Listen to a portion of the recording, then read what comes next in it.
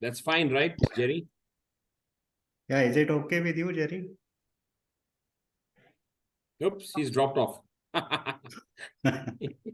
Okay, I'll off it. We'll Spooked him. restart once the session starts.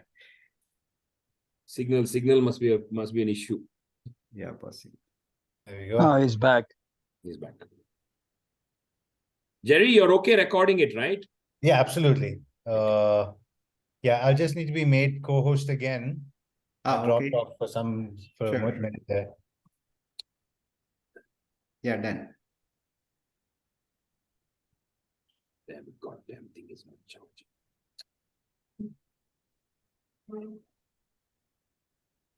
Okay. Should we begin then? Yeah, I think so. I think we can start with the introductions, and then by then I guess some of the others may join. Okay. But yeah, Gerry, thank you so much. Thanks for accepting our invitation to present to us. We are all looking forward to getting some good feedback from you on various things. I think we've also shared with you some of the specimens that we have come across in the hills.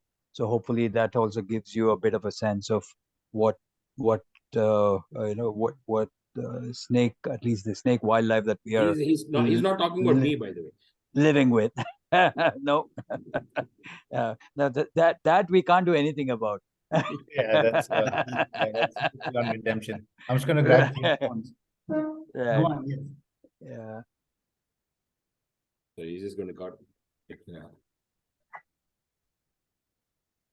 Yes. Sorry. Yep. Right. Yeah, Hari. So I'm just going to hand over to Siddharth. Siddharth will do a quick introduction of you, and then the stage is yours. Hey, thanks so much, Hari. I won't take very long. We'll get straight to it. So, folks, Gerry Martin is a dear friend. We've known each other for many years. He's a junior from school in one of India's leading herpetologists, and several accolades with him. He will, of course, in the course of his presentation, I'm sure, make reference to from when he's been interacting with reptiles of all kinds, and runs this great farm. The trust is called Liana, right, Gerry? Liana, yes. Liana. And it's a trust dedicated to, I think, really managing the human animal conflict in general. Yeah. And how do we do it? It's a huge issue. It's going to only get worse, I guess, in this country. And I think he's best out in the field. We are meeting him today when he's literally having to run away from the field into a hotel or a lodge room in order to take the call. But thanks so much, Gerry, for being here. This is a group of us from where we live, just in the foothills of Nandi Hills, all from a place called the Hills, and just 1.5 kilometers away from the old Bhoganandishwara temple, which I think is a symbol. I was talking to someone today in Mysore. It's a symbol, actually.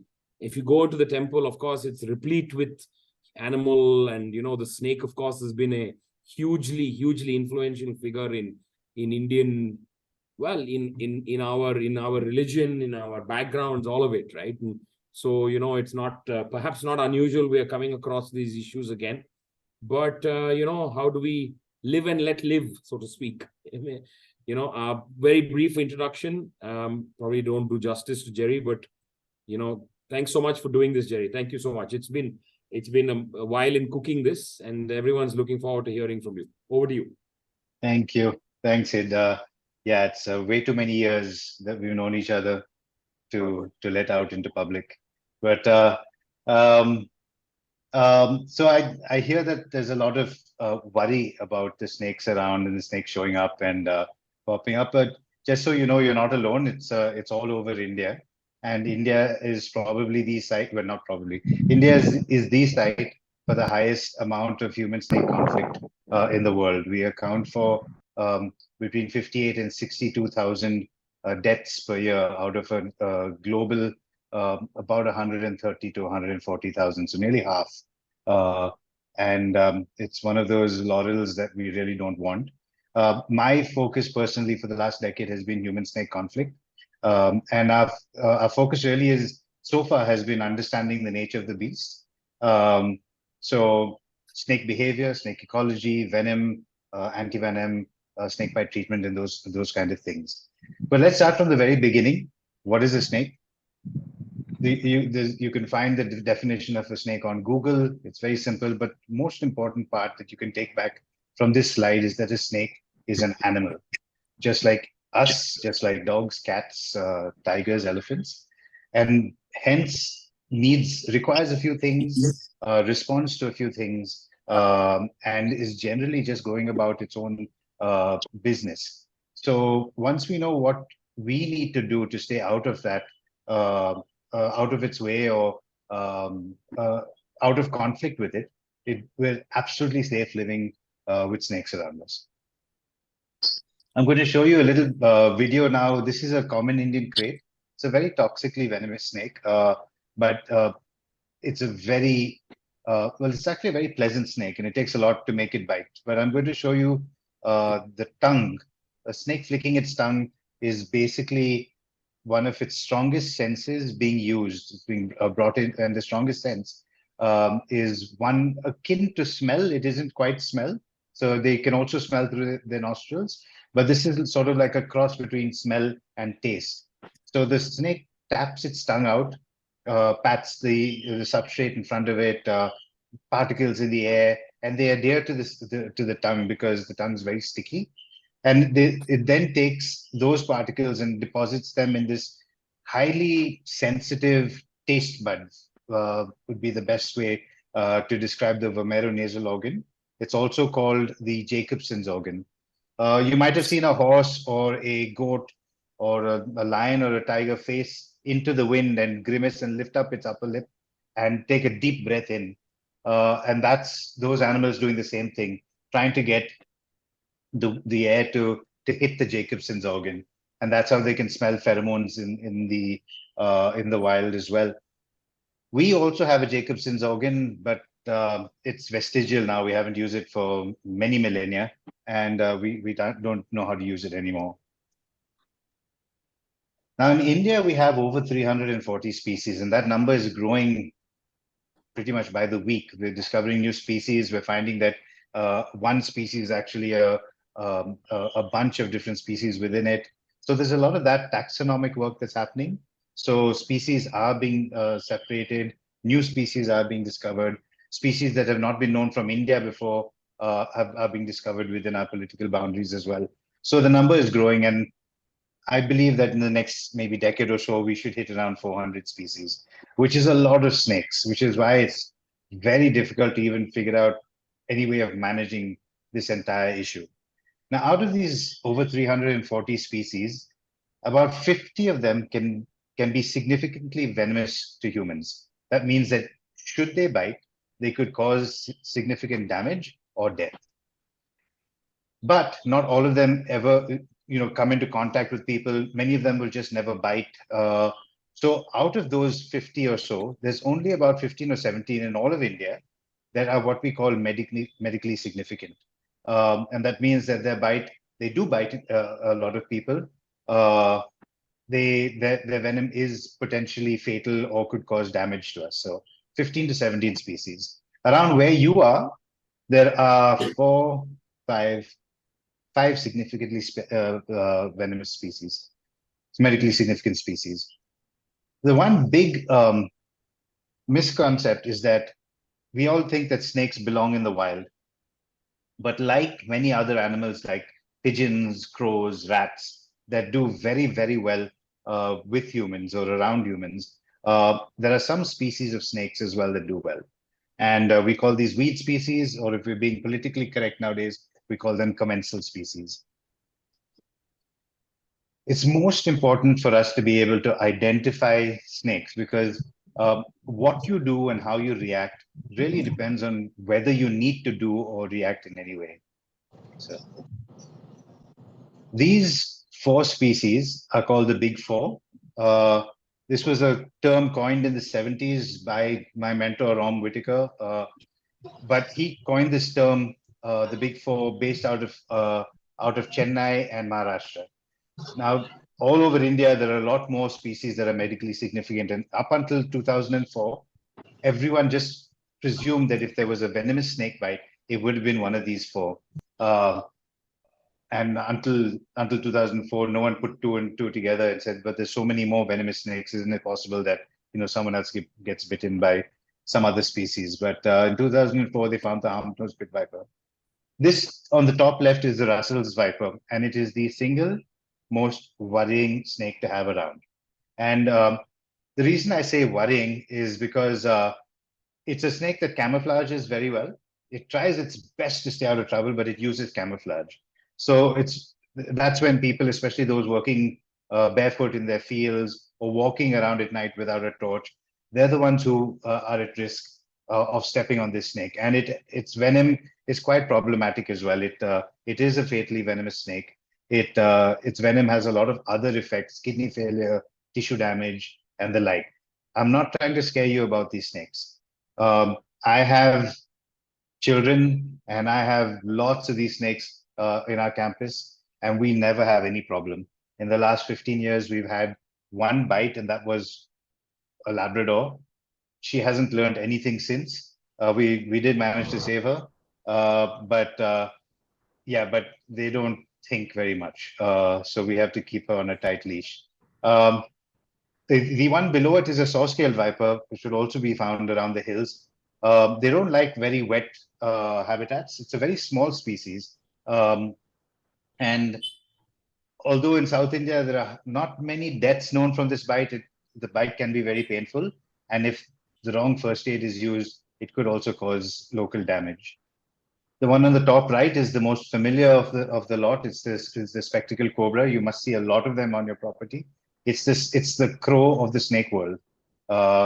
And they just love living around humans. They live great in our sewers. They feed on anything from small crabs and insects to birds' eggs, lizards, other snakes, including Russell's vipers, chickens, everything. They're just incredibly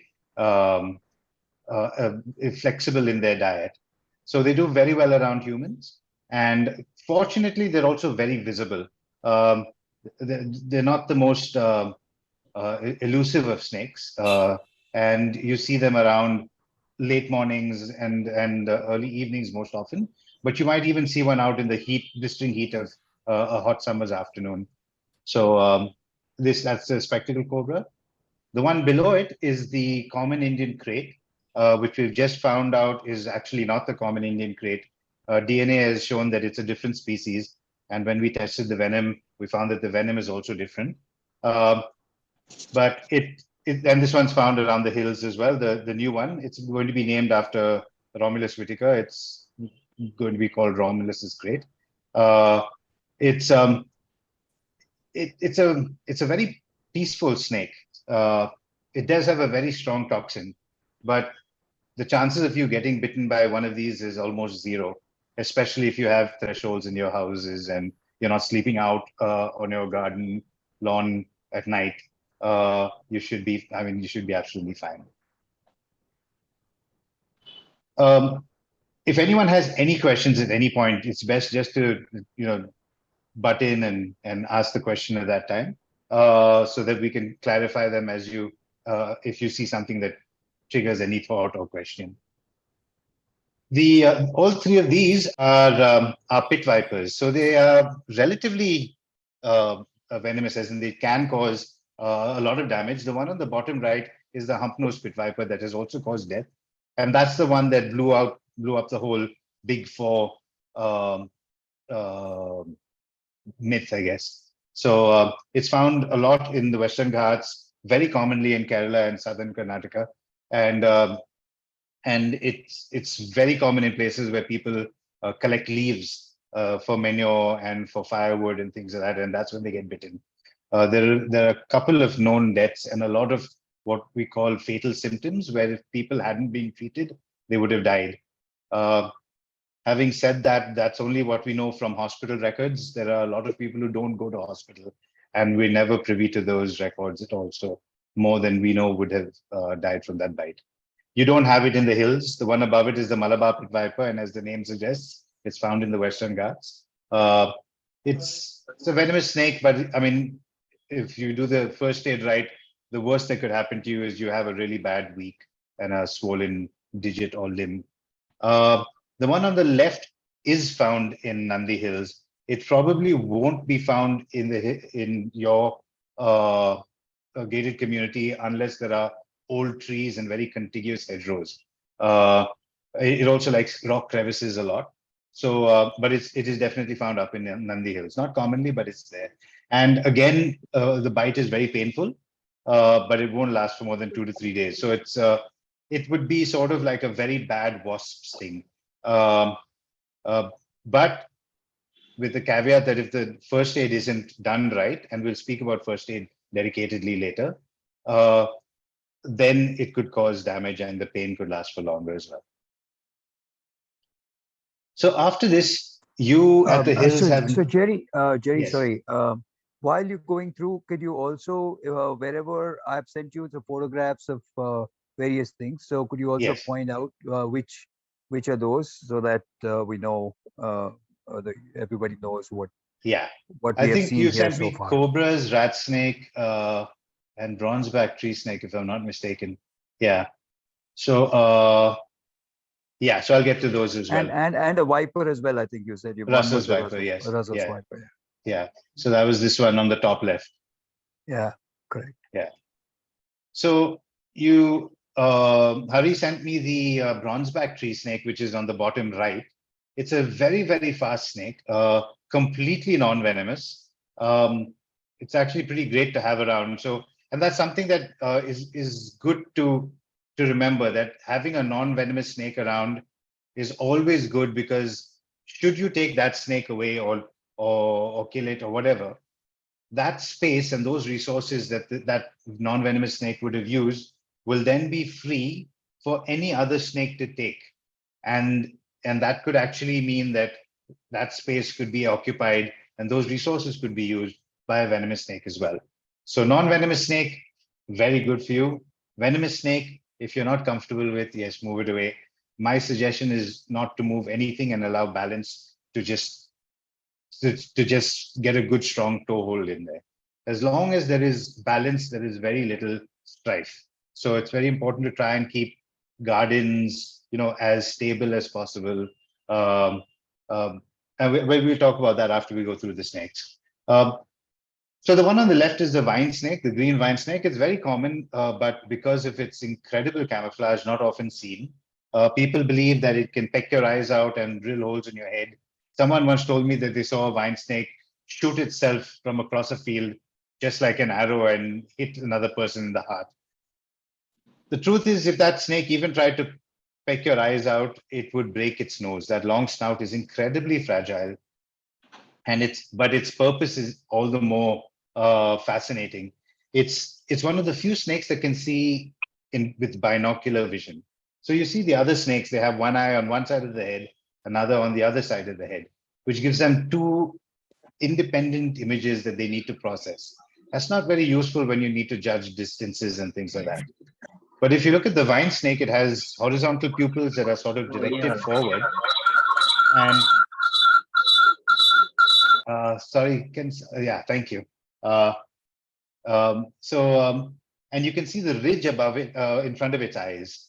That ridge is allowing those eyes to see all the way forward to the absolute tip of the nose. So it's able to see in binocular vision, consequently judge distances much better. And the point of the nose sort of works like a crosshair. So it's able to aim very well. All three of these snakes are harmless to us. The one on the top right, you will also find in Nandi Hills. It's called the common cat snake. It looks a lot like a saw-scaled viper, and it puts on a big show, but it's completely harmless to us. Now, these snakes are all different kinds of wolf snakes, and you will find the one on the left, which is the barred wolf snake, and the one on the top right, which is the common wolf snake in the hills. They are called wolf snakes because they have enlarged teeth in the front of their mouth, sort of like the canines of a dog or a wolf. And the reason they have those enlarged teeth is not because they need to inject venom or anything. They're completely harmless. Is because they feed on geckos. And geckos can be very tricky to hold on to. So those enlarged teeth help them hold on to their food. They're completely harmless, but they're often mistaken for kraits because of the banding. If I can take you back to the first slide and show you there, the one on the bottom right is a krait. And you can see how glossy its skin is. You can see it has paired bands, and the bands are very, very thin. And that's a very good indicator of it being a krait. If you look at the wolf snakes, they all have these large equidistant bands, and none of them are paired, and none of them are as thin really as the kraits. And they're also not as glossy. This one, you actually might have walked past it quite often. They're very, very elusive. They come out at night, and they feed on tiny other reptiles, sometimes amphibians, but also reptile and ground nesting bird eggs. So, and they're quite a small snake, but again, come out only at night and very hard to spot. So again, completely harmless. It's called the banded kukri snake. In fact, they don't even bite. If you did see one of these and you're sure it's one of these, you can just sit by it and watch it. Now, these you would definitely have seen. In fact, Hari has sent me a couple of images of the security with these snakes. These are rat snakes. This is your best friend in the mitigation of human-snake conflict. They eat everything, including other snakes' eggs, and they are such voracious feeders that they're incredible competition for other snakes. So having large rat snakes around means that they will eat the entire gamut of food for every other snake would like to eat. And they eat so much that they compete a lot with the other snakes. They also will eat the babies of all the other snakes as well. So a great snake to have around. It's completely harmless. It's also, and one of the main things that it does eat are rodents or rats, so also helpful in that way. It's also very visible. It's a very large snake, very fast moving, and it's out in the day. And so I'm sure most of you would have seen one of these around at some time or the other. The picture on the left is two male rat snakes actually combating for the right to mate with the female. Mating doesn't happen with that. Mating is actually on the ground, and it's actually quite a sedentary act. These males are wrestling with each other. They don't bite each other. They just try to push the other one down. And no one knows how, but all of a sudden, one of them just decides to leave. And the other one gets to mate with the female. So these are all part of a group of snakes called keelbacks. They all have venom, but none of them are known to be dangerous to us at all. The one on the top left is the green keelback. You will have them around there at some point or the other. You probably see them. It's a very, very benign snake. It doesn't bite at all, just like its cousin, the striped keelback on the top right. The striped keelback you might have seen on early morning walks. It's that snake that you see in the corner of your eye as you're walking, at the edge of a lawn or something, that just whisks away when you get close to it. It doesn't look as pretty when it's whisking away, but it is actually this beautiful. The one on the bottom left is conceivably the most common snake wherever there's water. It's the checkered keelback water snake. Again, harmless to us, but the species is quite active in its defense. So if you try and catch it, or if you get very close to it, it'll leap at you and strike and things like that. But it can't do anything more than a bouquet of roses could do to you. So yeah, the one on the bottom right you won't find at the hills. It's a hill keelback.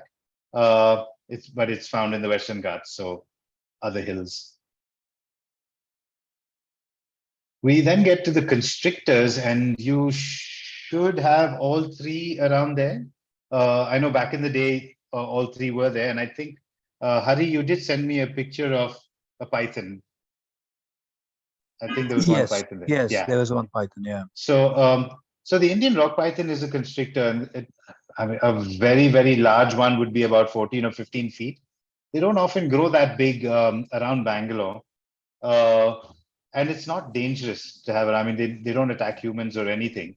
They will, however, not think twice about your Pomeranian or Dachshund And if it's a large one, any of the other dogs as well. But again, it's harmless to humans. The one on the top right, although it looks a lot like the python, is a common sand boa. If the property is well irrigated, the chances of you having these two species of sand boa are quite low because they like drier, arid soil, but they are around Nandi Hills, and you'll find them in the fields around, especially in the summer. And they're all completely harmless. They're constrictors, but completely harmless to humans. I'm going to move on to snakes and people from now. So any questions about the species or anything else that you might have seen? If you want to share a picture or something that we can talk about? No, then I will move on. All right.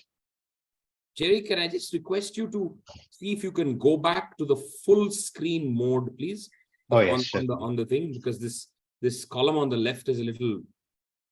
Yes. Okay. Yeah, if you can go to your full display, what do you call it? There. Yeah. Yeah. Perfect. Thanks. Okay. So generally, people react like this to snakes. Funnily enough, there's a lot of other more dangerous things in India than snakes that we are absolutely at home and at ease with.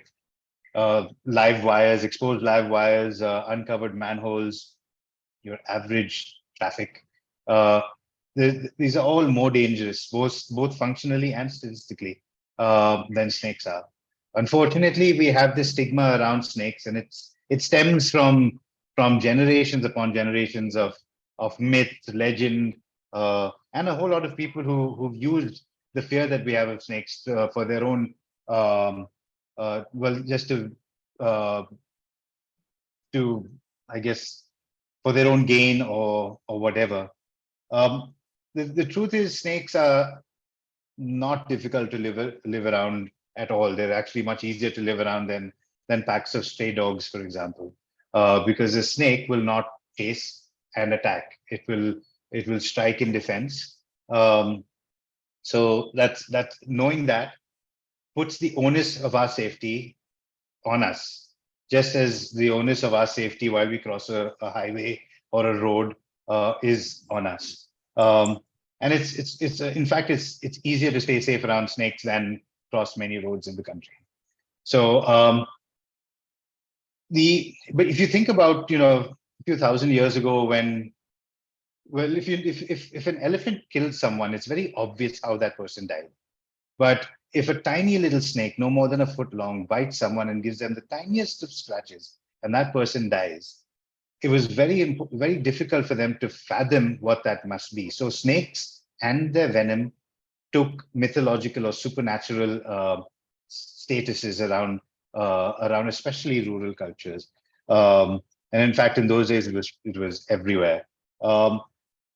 The fact is that, and through a lot of our research, we found that it is exceedingly easy to stay safe from snakes. So, and we'll talk about that as well in just a bit. You do need to be aware of all kinds of fraudsters who will use your fear to sell you a product, sell you a service, all kinds of stuff. None of these things work. There is no plant that you can plant that will keep snakes away. There is no repellent that works, even though they're sold commercially. There is no repellent chemical. None of these things that emit sounds, no matter what frequency they are, will work against snakes either. So just remember that none of these things work. The best thing you have in your arsenal is vigilance and common sense. Now, unfortunately, snake rescue has become a business that has, it's become quite a profit maximizing business. In fact, many snake rescuers have even been caught releasing snakes in places where they get called regularly, so that they get called more, and then they charge more and more for removing snakes.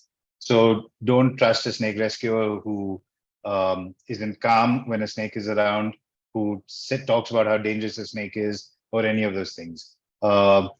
A snake rescuer, the best snake rescuer, is the one who ensures that his or her job is not necessary anymore, and that's enabling people to learn how to live with snakes. The other issue also, and this is more a conservation issue than something that you might be worried about, is that when you move a snake from one place to another, it almost certainly dies. We still don't know why that happens, but while we've been watching these snakes, quite sadly, we've seen that they seem to lack any sense of familiarity, and they go into a very high stress frenzy, and they die in a matter of months. But the biggest issue, and this is something that's very relevant to you, is the imbalances in the ecosystems. One, yes, the places where the snake is released, that there is also imbalance there. But when you remove a snake from an ecosystem that it's in, you are creating a void. And because of that, all the species that the snake would have been controlling. So for example, if it was a snake that eats rats regularly, just a few months of those rats that were not eaten will increase the number of rats exponentially because they breed so fast. So what you really don't want to do is you really don't want to make your space a space that is more attractive to snakes. So it's best not to do. So remove snakes, you remove them from a situation. Like if a snake is inside your house, your driveway, or inside your immediate compound, move it outside. You don't see them all the time. If you do see them all the time, it means you're doing something that is bringing them there all the time, because snakes generally don't like to be exposed.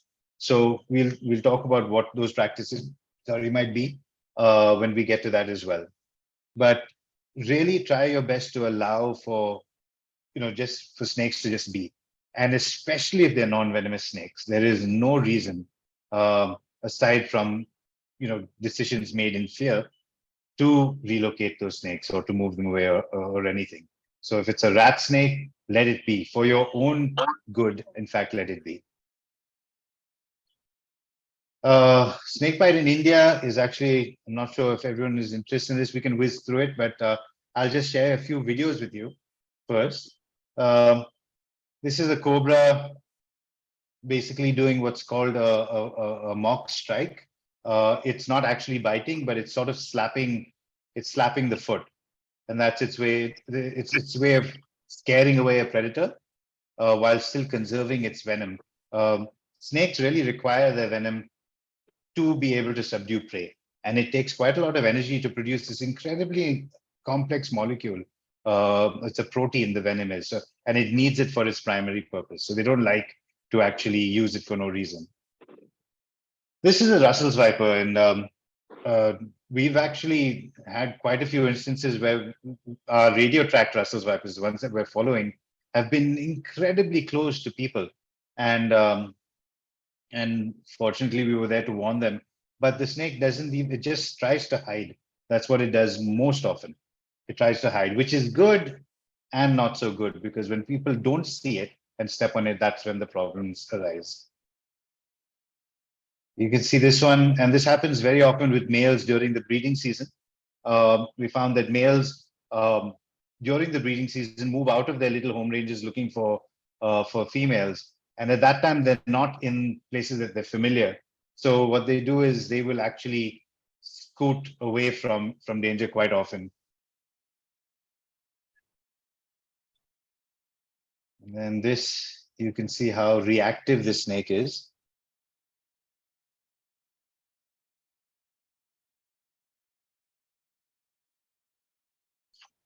But it's just a wild flaying strike, and it doesn't really make contact.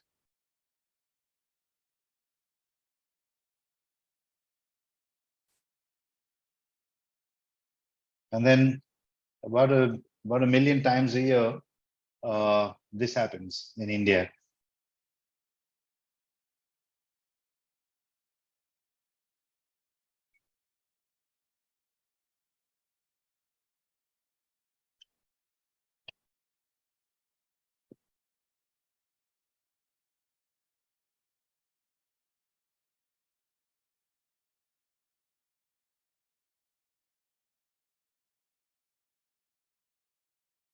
But even this, you can see how much of a reaction that was. It was stepped on, and then it sort of, gaped really wide and then struck. I unfortunately don't have this video in super slow motion, but I want you to see the focus and and absolute concertedness this strike is. That's when a snake actually wants to bite for food. And you can see how it clenches down on the rat and kills it again, and basically squeezes a lot of venom into it.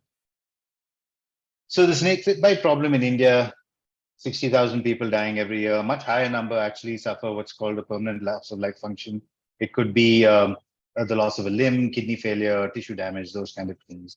We haven't even begun to get into the socioeconomic issues or the psychological issues of snake bite, which the very, very basic research that's been done in Sri Lanka and Nigeria has shown that depression and PTSD are very high amongst snake bite survivors.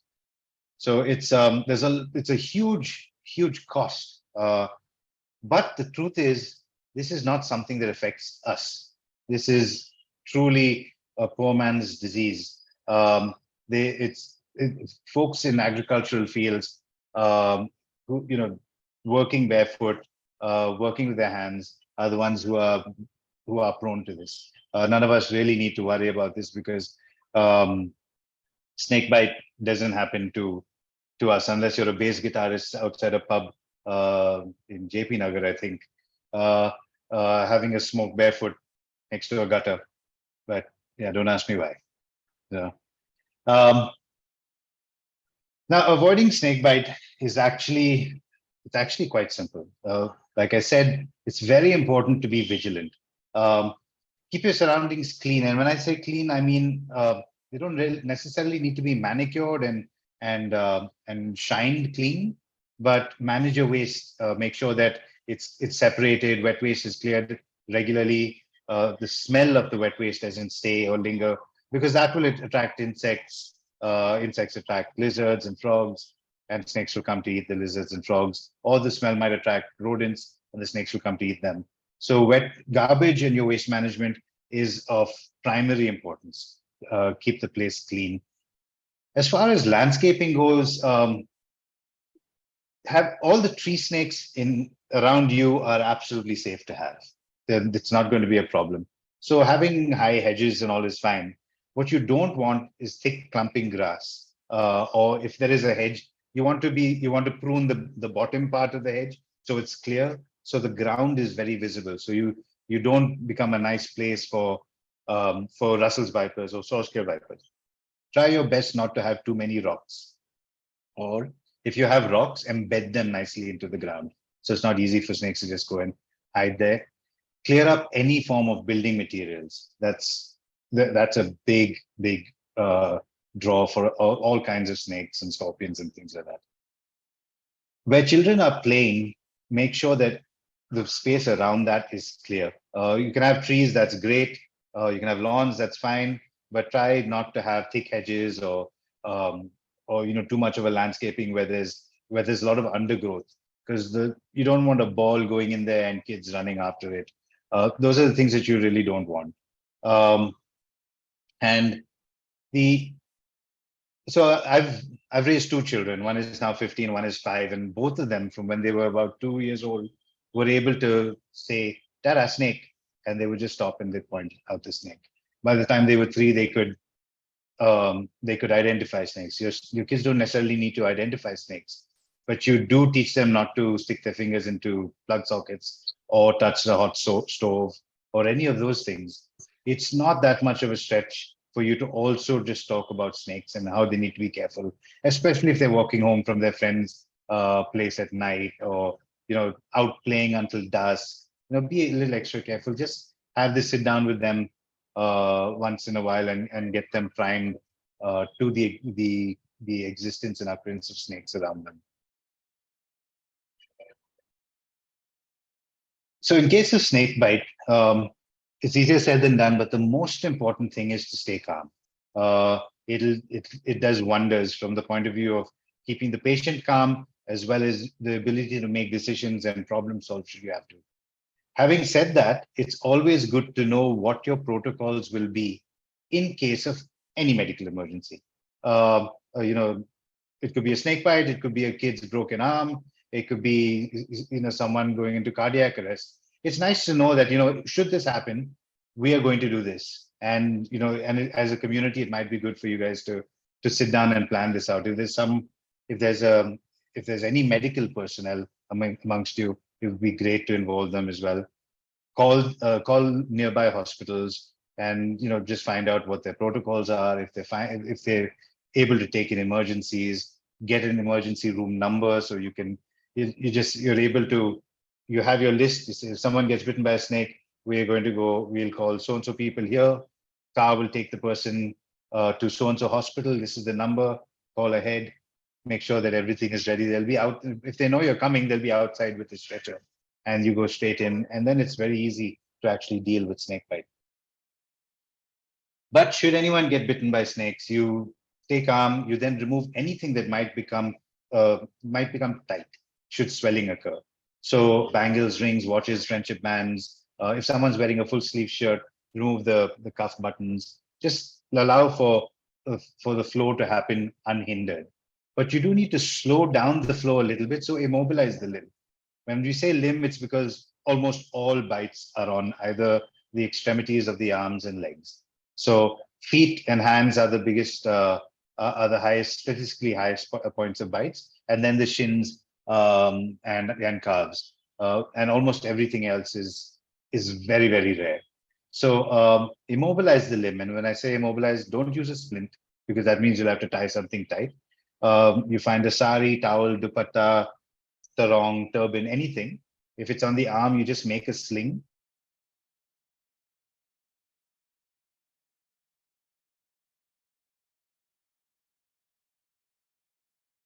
I think that's a internet issue with Gerry. Yeah, let's wait for a minute.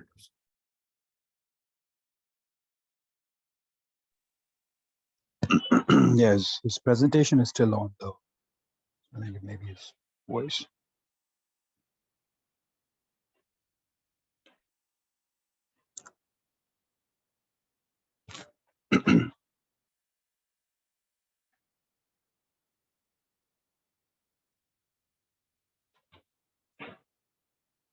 While we wait, any questions, anybody? Yeah, yes. I have a couple of questions, Hari. Yeah, Gopal here. Okay. I think we should just let Gerry reconnect. Yeah, let Gerry connect, and then you Yeah. can just ask the question as well, so that he can address it along the way.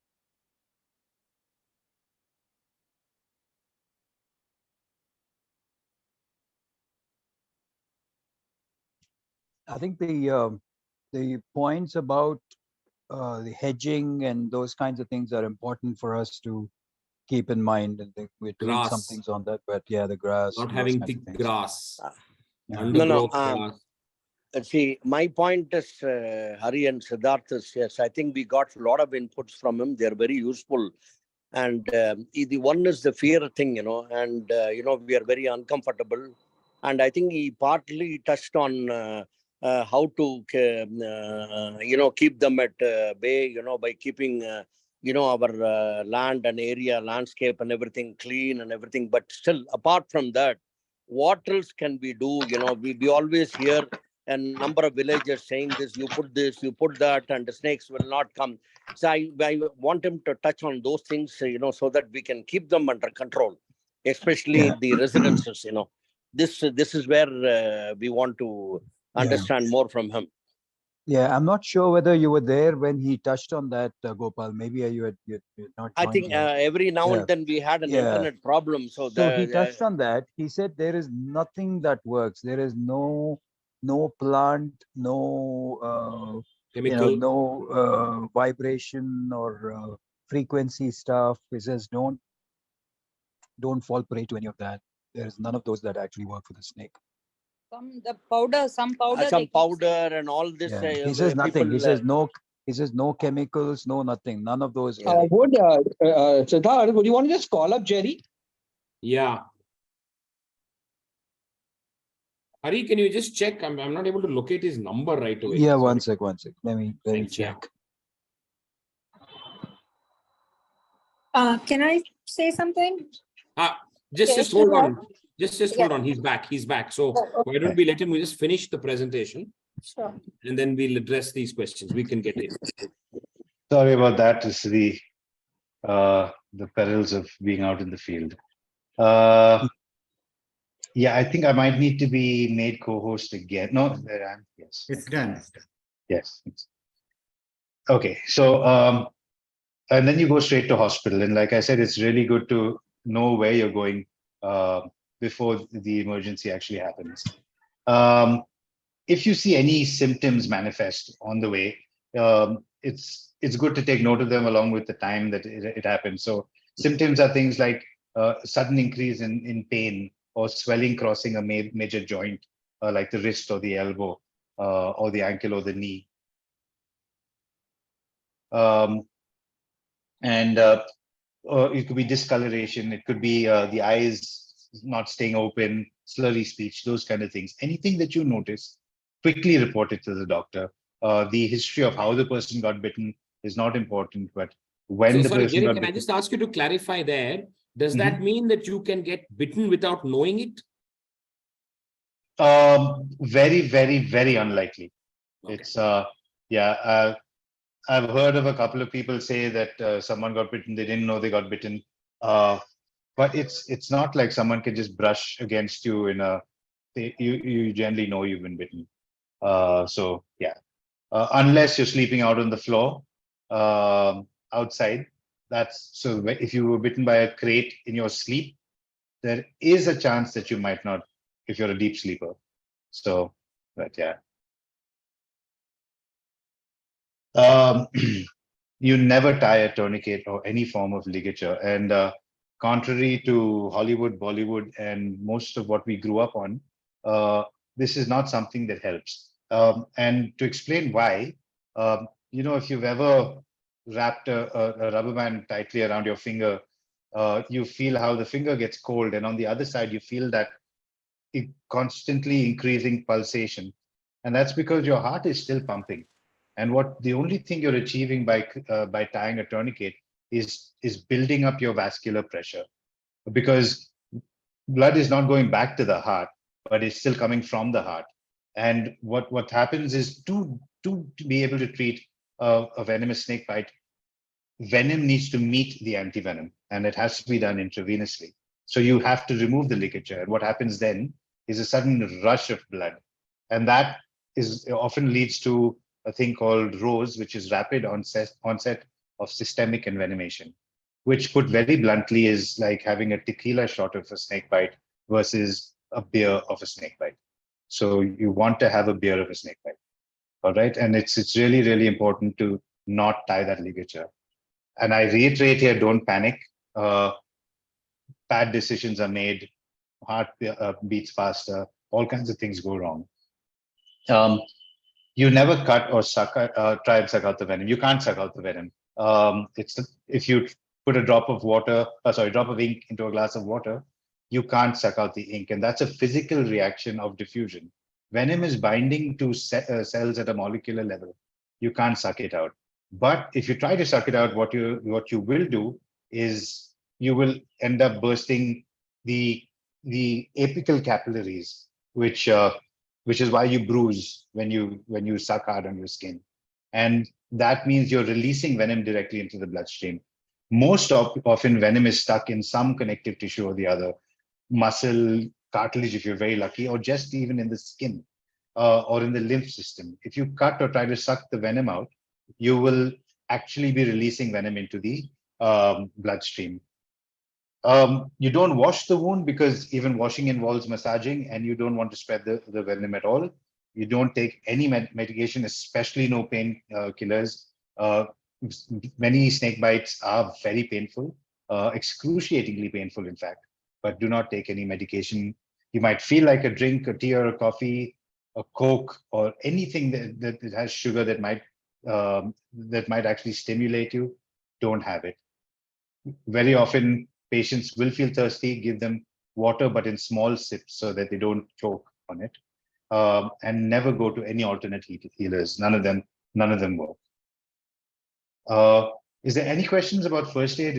I think it's a significant enough portion to focus on. Yes. Hi, Gerry. This is Padma. Hi, So Padma, yes.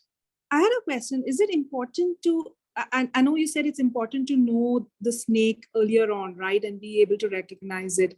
And also important to treat correctly. What happens if you are not able to identify the snake? And, you know, how do they then treat it? Is there, you know, I'm sure the anti-venom depends perhaps on the type of snake. No, it actually doesn't. So in India, we have what's called a polyvalent antivenom, and it's made for the big 4 venomous snakes. So all the 4 lethally venomous snakes that are found in around the hills, it works quite well on them. When I said you need to know the species, it's from the point of view of what you do when you see a snake.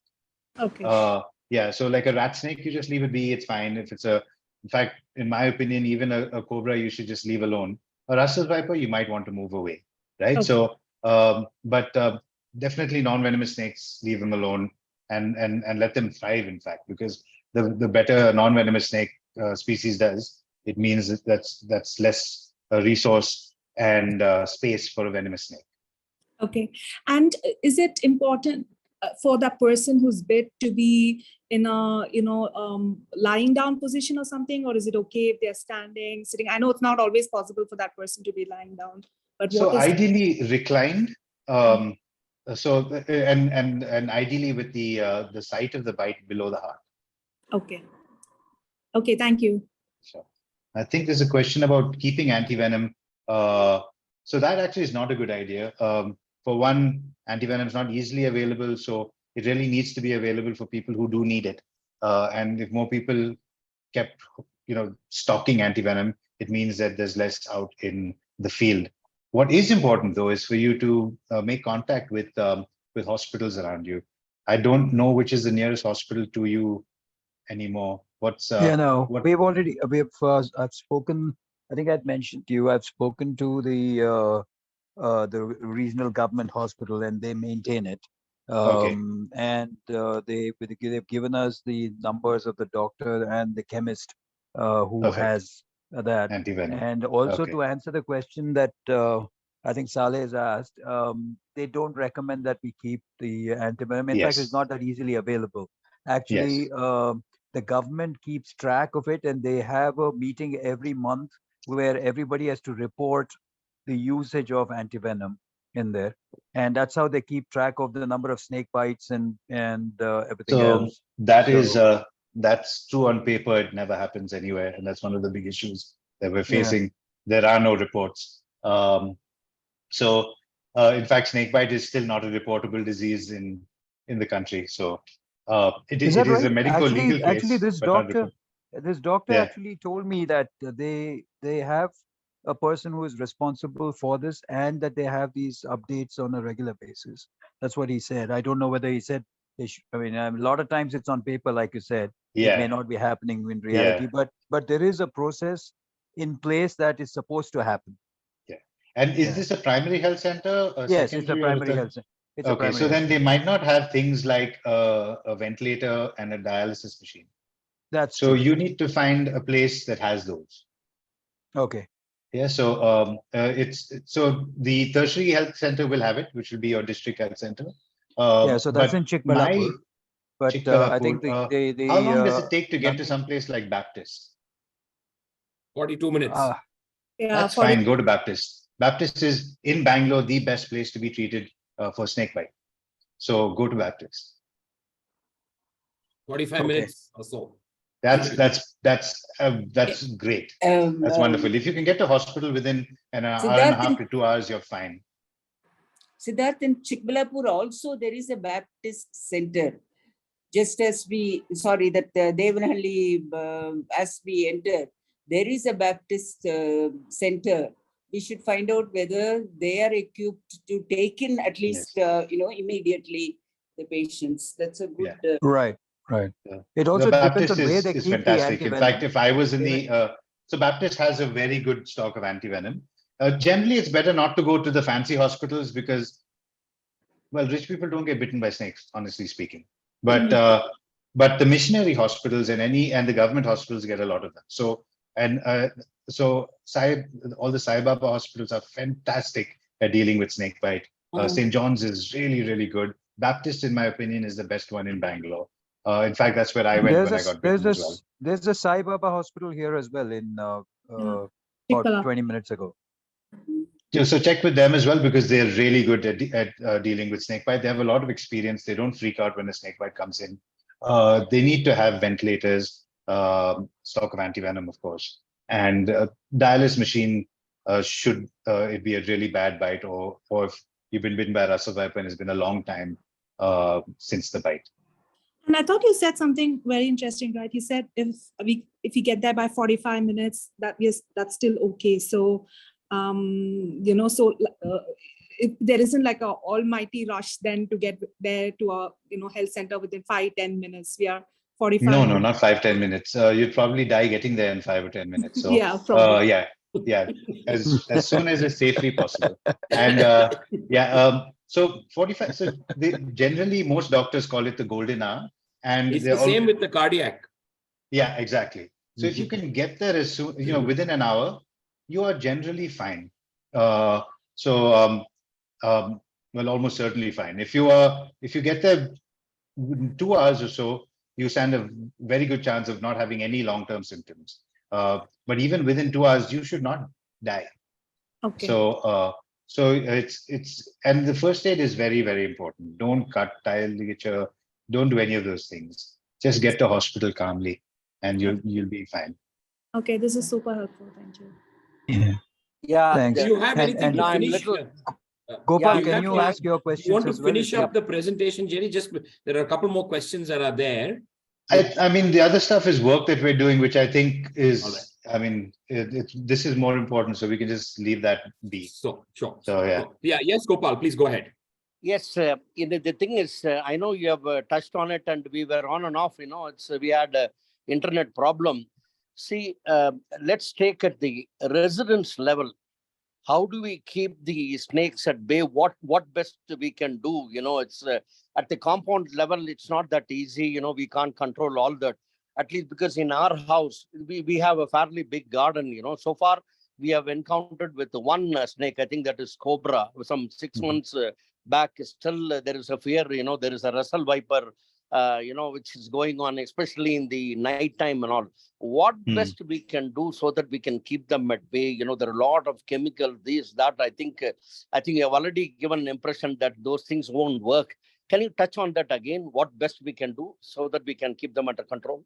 Yeah, so you can't really keep them under control. So, for example, if you have a large garden, you probably have a lawn. And if you think about it, historically around Nandi Hills, summers were very dry. So there wouldn't have been toads around. There wouldn't have been a lot of things, and everything would have sort of subsided. But once you have a garden and irrigation is required, what's happening is the space is now right for anything to survive through the entire year. So things like gardens and all actually increase the chances of snakes being around. And the rest, the space around you is quite arid. So when there's irrigation all happening here, you are a magnet for many species. Having said that, just the mere presence of a snake around us is not a problem. It scares a lot of us, but it's not really a problem. In fact, a BTS bus is a lot more dangerous, especially when the driver is drunk, right? But we're not afraid of that BTS bus driver, because we know we can get out of the way, and we watch for where the bus is coming and all those kind of things. Similarly, if we remove the stigma and the generational fear that we have of snakes, it's also very, very possible, in fact, quite easy, to be able to stay safe with snakes around you. And that should be so I think the fundamental goal should be to be able to stay safe while there are snakes around that are potentially dangerous. Yeah, I think that makes sense. Yes. So there are some very important things in the practices that we have. Never walk in the dark without a torch. Never walk in the dark without a torch. That's like the fundamental thing. Make sure that kids are never running around in tall vegetation. And if you are in tall vegetation, make sure that. So there's also this fallacy that if you stomp your feet hard, it'll chase snakes away. It doesn't. Sometimes snakes can feel the vibration, but some snakes will run away and some snakes will stay coiled. So stomping your feet is not going to achieve much aside from giving you Okay. a marching fracture. Okay. But instead, if you were in tall vegetation, if you used a stick and cleared the area in front of you, that would chase away any snake that's there. So vigilance is really the best thing that you could actually do. Thank you. Yeah, thank you. Can I? Yes, Padma, I think, yes. Yeah, Yeah. so sorry, it's my mom, Shanta. She has a question. Okay. You said Yes. about relocation and moving away. So how different are they? Because here normally what happens is when they catch a snake in front of my house, they go and leave it in phase 2, which is around, say, maximum 2-3 kilometers away. And when you say relocation, is that relocation or is that moving away? That's relocation as well. So 2-3 kilometers is a very, very big space for a snake, and it's almost certainly out of its range. But if you think about it, how often do you see snakes? Maybe once a month or so? Surely, especially near our place where we have, no house on both sides, and then we have a Okay. farm behind. I think Okay. we are one of the houses where we have seen the maximum number of snakes in the Okay. last 8-9 years. Yes. So I think for you, scaring the snake away would be better than moving it away, because snakes also learn a lot of things. And if there's especially a rat snake, you don't have to do anything. In fact, if there's a rat snake, you should welcome it in, maybe catch a rat and offer it to it or whatever. But I think if it's a cobra or a venomous snake that you're worried about, chase it away. So using a long stick or whatever, create a lot of commotion around it. Throw a bucket of water at it, that kind of stuff, which you're really affecting the snake, and it will hightail it out of there. And ideally, what you want is a snake that lives there, that doesn't want to come near you, because then it's still occupying that space. You haven't emptied the space for any other snake to come. But what you're doing is each time the security guards are taking snakes away, what you're doing is you're creating that vacuum, and there's not vacuum, sorry, void, and there's no snakes there. The prey species will be breeding very, very fast, and that will actually attract a lot more snakes there. You did mention that the neighboring plot is empty. What I would suggest is to get them to weed it regularly. If you can get a couple of folks to just weed it regularly, keep the vegetation down, disturb it. After the first couple of times of them doing that, you'll find that there's much less stuff happening there. But mostly we have seen it, in a moving path, like they don't stay here, or they, it's not a place where they. But no, they're staying somewhere there. They're just moving in a circuit around there. Yeah, they'll be staying there. But when you see them, so I don't know if I should tell you this, but and I don't know how you'll react, but if you've seen one snake, there are many other snakes there as well. So if you think about the number of snakes that there are and how often you see snakes, that's testament to how much they try to stay away from us and how much they try to stay hidden. So it's good news, but you really need to. I think it's really good to just allow things to be. Okay. Thank you. Yeah, actually, somebody was telling me that they can come back even if you leave them up to 10-15 kilometers away, which I think that's not true. Doesn't make any sense, right? That's not true. No, there's been no evidence of homing in snakes aside from boa constrictors, which was a sort of dubious study. But yeah. Gerry, Shweta, yes. Sorry, is there I someone? think Shweta has a hand raised. Go ahead. Yeah. Hi, Gerry. Hello. It was, thank you so very much for the great explanation. So yeah, we can protect ourselves on land, but my encounter with snake, it was really totally different. I was in the pool with my son and my dad. And there I saw a big snake where actually we could not see before. Generally, living in such area, before we step into the pool, we will just have a look. But that time we could not see. But when we were inside the pool, we saw something, moving here and there. And actually, for a second, I was numb. I was not even understanding what to do. My son was there, my dad was there. So when we are inside the pool, what can we do? How we can protect? Absolutely, there's nothing that you need to do inside the pool. Most likely, it was a water snake, which is harmless. Even otherwise, none of these snakes are none of these snakes are aggressive. You can actually stand in the water and watch a snake swim past you, and it'll be absolutely fine. If it's coming towards you, splash a little and it'll move away. That really is as safe as it is. You're actually in no danger, but I can only imagine how terrifying that must have been. But you should just know that you were not in much danger there. It's sort of counterintuitive, but it's not. Just to add on to that, sorry, there was, because I have in our home been witness to a water snake that got stuck in a grill while going into the stormwater drain. Yes. Right. And so it was clearly in discomfort. In fact, it had a lot of blood. Yeah. Right. And the guys who pulled it out, this is a couple of years ago, they were telling me that the water snake has a particularly vicious tail. No. No? No. Okay. No snakes do anything with their tails aside from a couple of snakes that will use it to warn you. They were telling me it has scales the other way, and that therefore if it touches you, it can serrate you. Nope. No snake can serrate you. But no, in fact, the water snake has a tail that falls off if you try to catch it. It's like a gecko. Not as gently as a gecko. It spins and it gets away. So the tail breaks off. But water snakes are not the brightest bulbs in the building. They very often take on prey that's way too big for them. And so they'll often swallow something and then try to move and get stuck. They seem to forget that they've got a big bulge in their belly as well. Sort of like me, but I think my forgetting that bulge in my belly is more concerted. So.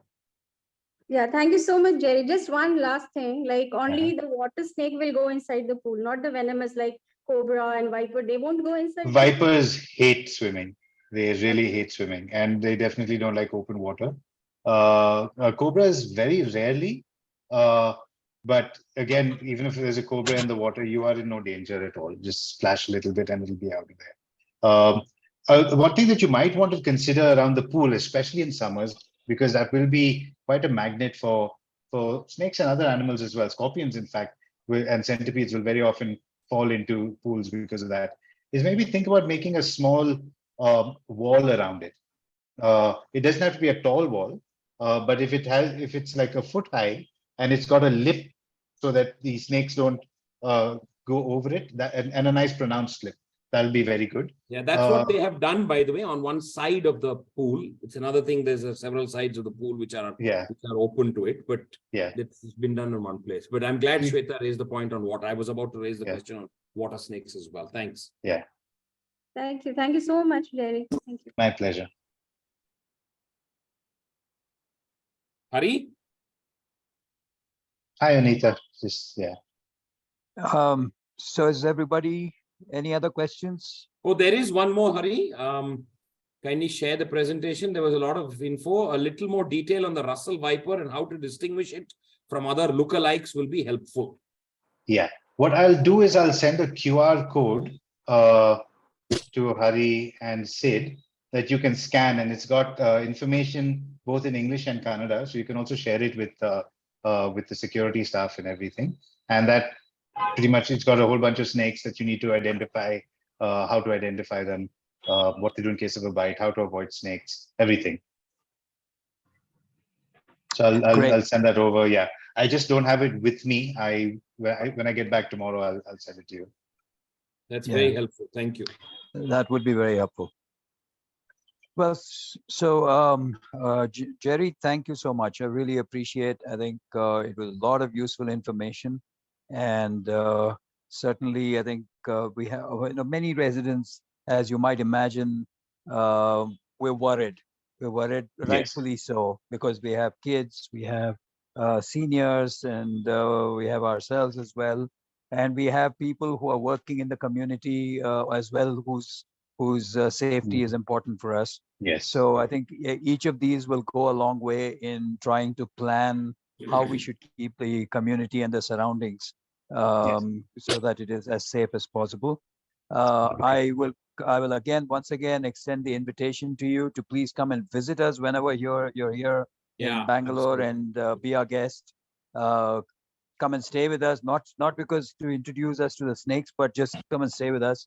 Oh, we'd love to. Yeah. Although Bangalore is just not the biggest draw for me, but also just so you know, the Karnataka Forest Department has they asked us to create a manual for snake rescue, which we did, and they've asked us to start training the snake rescuers around the state.